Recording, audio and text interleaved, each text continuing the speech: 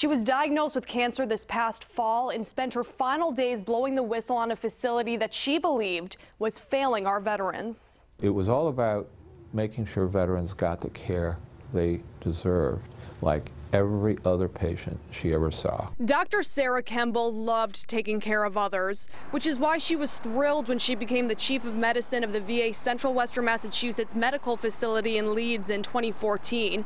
But shortly after she accepted the position, she grew increasingly concerned over a level of care that she believed was putting patients at risk. From the day she stepped foot on the premises, she looked around and saw issues that just hit her in the face. Kemble's attorney told the I-Team those alleged issues range from delays in medical treatment and inadequate patient care to misuse of funds. Kemble tried to make changes, but in the fall of 2017, she was diagnosed with an aggressive form of cancer.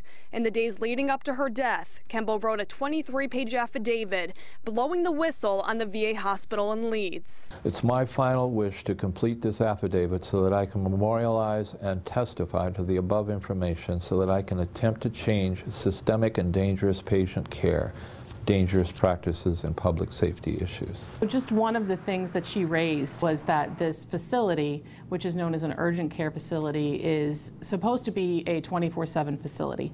And in fact, it's not, because on nights after 4 or on weekends or holidays, they don't have essential staff. Kemble testified that the facility didn't offer lab services, psychiatric services, or radiology on nights or weekends. She also accuses the facility of misusing funds, spending money on paving and landscaping projects instead of medical care. That wouldn't be a bad issue in and of itself if there was extra money to hire people like psychiatrists, to maybe have a technician after 4, maybe have the ability to take labs after 4 o'clock.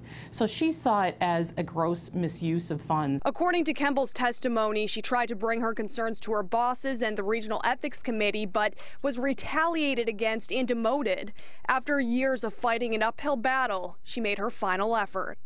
She knew she was going to die, so she decided this affidavit was a way of carrying on after her death. The VA's Office of Accountability and Whistleblower Protection has now opened an investigation into Dr. Sarah Kemble's concerns.